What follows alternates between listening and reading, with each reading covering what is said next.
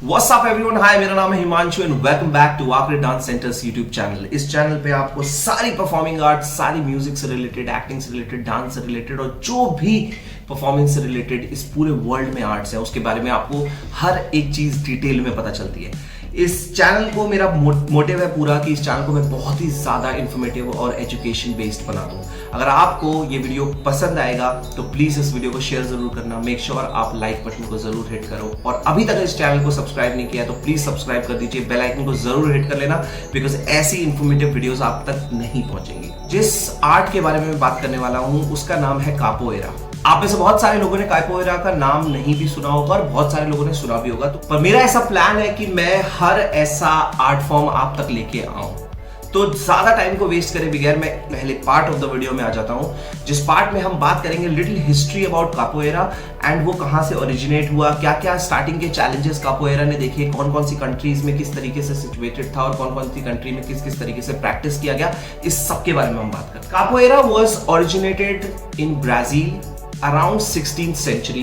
कहा जाता है मार्शल आर्ट और डांस का काफी इंफ्यूज्ड वर्जन है ये। कभी कभी लोग इसको मार्शल आर्ट बोलते हैं, कभी कभी लोग इसको डांस बोलते हैं, कभी कभी लोग इसको एक कंपटीशन भी बोलते हैं। बट अभी रिसेंटली और कुछ पिछले सालों में इसने बहुत पॉपुलैरिटी पाई है all over the world. Original और एग्जैक्ट अगर हिस्ट्री के बारे में बात करें तो वो कहीं ना कहीं हिस्ट्री में लॉस्ट है बिकॉज काफी अच्छे एविडेंसेस और काफी वैल्यूएबल एविडेंसेस कापोएरा के बारे में नहीं है। कहा जाता है कि इसकी हिस्ट्री काफी ज्यादा सीक्रेटिव रही और इसकी वजह से हमारे पास एक सेट अमाउंट ऑफ इंफॉर्मेशन नहीं है। इस तरीके से हम बात कर रहे थे 16th सेंचुरी में कापोएरा डिस्कवर हुआ। उस समय पर क्या था कि ब्राजील में कुछ वेस्ट अफ्रीका के लोगों को एनस्लेव करके लेके जाया गया, स्पेशली बाय पोर्चुगीज ने बहुत सारी ना उनके ऊपर रोक और पाबंदियां लगा दी। जिस तरीके से उन्होंने कहा कि तुम अपने कल्चरल प्रैक्टिसेस को नहीं कर सकते हो, तुम ये वाला आर्ट फॉर्म नहीं प्रैक्टिस कर सकते हो, तुम वो नहीं कर सकते हो। तो वेस्ट अफ्रीका के लोगों ने ब्राजील में एक डिफरेंट मीडियम ढूंढ लिया जहां पर वो जिम्नास्टिक्स, एक्रोबैट्स, डांस और इन सब चीजों को इन्फ्यूज करते थे, क्योंकि इस तरीके से ये पर्टिकुलरली उनका कल्चर भी नहीं रहा और कोई भी पोर्चुगीज सुपर पावर या फिर कोई भी ऐसी पोर्चुगीज हायर अथॉरिटीज उनको रोक भी नहीं सकती थी बिकॉज क्योंकि वो अपना एक्चुअल कल्चर नहीं फॉलो कर रहे थे। वो लोग क्या फॉलो कर रहे थे, वो एक infuse version of different styles को फॉलो कर रहे थे जो ऑब्वियसली उनके लॉ में नहीं फॉलो करता। यहां पर बहुत ज्यादा स्टेक पे थी कल्चरल आइडेंटिटी वेस्ट अफ्रीका की। बहुत ज्यादा रिदमिक म्यूजिक, बहुत अच्छी अच्छी किक्स जो पावरफुल वे में, काफी अच्छी फ्लिप्स, काफी अच्छी कार्टव्हील्स, काफी अच्छे बेंड ओवर्स, फ्रंट ओवर्स, ये सब चीजें बहुत ही ज्यादा इनकॉर्पोरेटेड है वेस्ट अफ्रीका के कल्चर में। अब क्योंकि इस चीज को प्रैक्टिस नहीं कर सकते थे वो लोग ब्राजील में, तो उन लोगों ने क्या किया, उन लोगों ने इन्फ्यूज किया इसको थोड़े स्लोअर वर्जन पे, थोड़ा रिदमिक वे पे, जहां उनका ट्रेडिशन भी बचा रहा। At the same time identify करना बहुत ही डिफिकल्ट था पोर्चुगीज के लिए, क्योंकि वो अपने एक्चुअल ट्रेडिशन को प्रैक्टिस नहीं कर रहे थे, वो एक इन्फ्यूज्ड वर्जन को प्रैक्टिस कर रहे थे और उस वे में उन्होंने बहुत स्मार्टली इस सारी चीज को संभाल लिया। उनके पास एक बहुत ही अच्छा टूल बना अपने आप को सेव करने के लिए। साथ ही साथ बहुत ही ज्यादा रेबेलियस ग्रुप्स भी फॉर्म हो गए जिनको हम जानते हैं क्विलम्बर्स के नाम से। And these were the creative community outside the control of Portuguese. ये कम्युनिटीज थी, ये बहुत ही ज्यादा स्ट्रांगली खड़ी हुई पोर्चुगीज के अगेंस्ट और इन लोगों ने बहुत ही अच्छे ग्रुप्स फॉर्म्स किए जो बहुत ही ज्यादा पावरफुल और डोमिनेटिंग थे। स्पेशली जो सोसाइटीज जो पोर्चुगीज कंट्रोल के अंडर थी वो आफ्टर 18th सेंचुरी बहुत ही ज्यादा डिफिकल्ट हो गया बिकॉज ऑफ कापोएरा।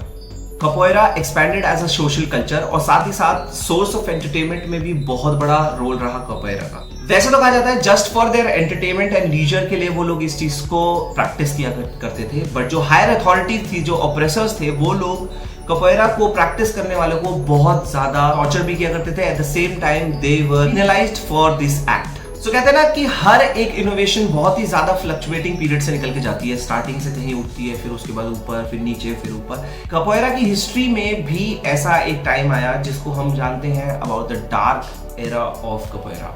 तो उसके बारे में बात कर लेते हैं कि एग्जैक्टली उसमें क्या हुआ। और लग रहा है कि वीडियो बहुत ज्यादा इन्फॉर्मेटिव है तो प्लीज मेक श्योर अभी तक आपको जो भी फील हुआ या फिर आप इस डांस फॉर्म के बारे में थोड़ा भी कुछ जानते थे तो नीचे कमेंट में मुझे लिख के बता दो। वापस आते हैं वीडियो पे अगेन एंड स्टार्ट करते हैं about the dark era of capoeira. The end of slavery in Brazil brought the dark era as capoeira was used for the criminal purposes. जब स्लेवरी एबॉलिश की गई in 1888, लोगों के पास jobs नहीं थे, लोगों के पास घर नहीं थे और बहुत ही ज्यादा तरीके से पॉवर्टी पूरी कंट्री में फैल गया। 19th सेंचुरी में ब्राजीलियन पॉपुलेशन बहुत तेजी से एक्सप्लोड हुआ और at the same time crime rate भी बहुत तेजी से एक्सप्लोड होने लगा। तो जो बेसिकली जो क्रिमिनल्स थे, they started using capoeira as their main element for all the activities they used to do. Gangs थी वहां पर, वो ब्लेड्स के साथ साथ कपोरा के एक्रोबैटिक मूवमेंट को भी यूज करने लगी for their criminal activities. Fortunately जो कपोरा एक ब्यूटीफुल आर्ट फॉर्म है, उसने किसी ना किसी तरीके से इस डार्क एरा से सरवाइव कर लिया और वो अपने आगे के एवोल्यूशन की तरफ को बढ़ गया। And the man who really established the main culture of capoeira was Mestre बिम्बा।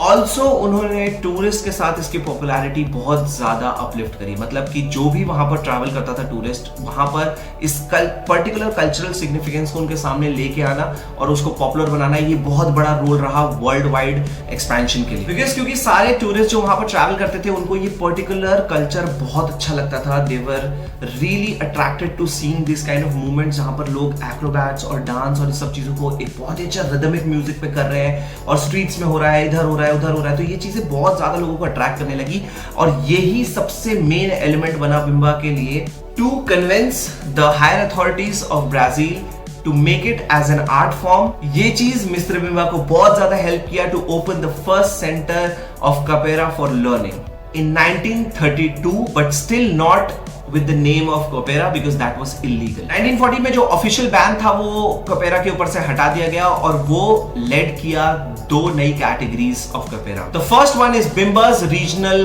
form and the second one is Angola. और अगर बिल्कुल प्रेजेंट सिनेरियो की बात करें तो capoeira is the cultural symbol of Brazil and is practiced all over the world. इसमें बहुत ज्यादा acrobatic movement at the same time with gymnastic, with dancing, काफी सारे कंपटीशन वे में भी इसको किया जाता है। Has become one of the main sources of Brazil tourism.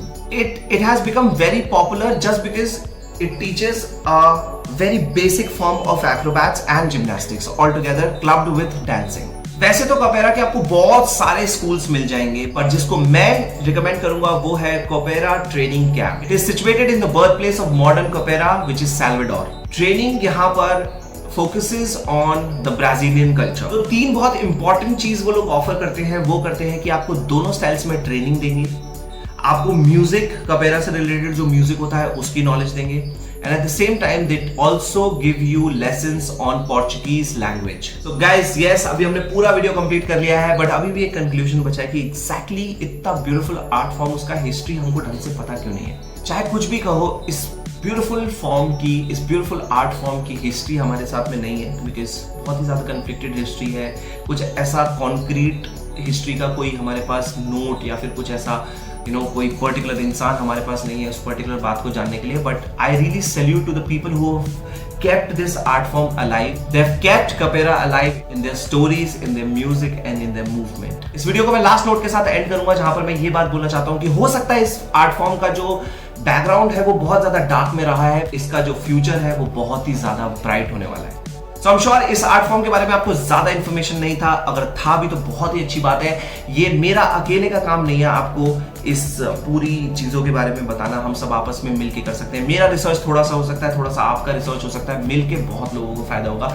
तो फटाफट नीचे कमेंट्स में आ जाओ, मुझे बताओ आपको कपेरा के बारे में क्या पता है और आप किस और डांस फॉर्म के बारे में या फिर किसी आर्ट फॉर्म के बारे में जानना चाहते हो।